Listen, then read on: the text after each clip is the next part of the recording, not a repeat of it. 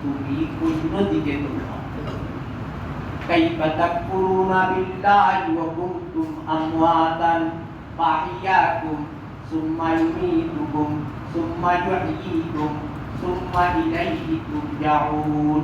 কাইফা তাকফুরুনা বিল্লাহ, আমার বান্দায় আমারে কিভাবে অস্বীকার করে? অস্বীকার করে মানে আমি আল্লাহরে মানে না, আমি আল্লাহর কথা বলি না।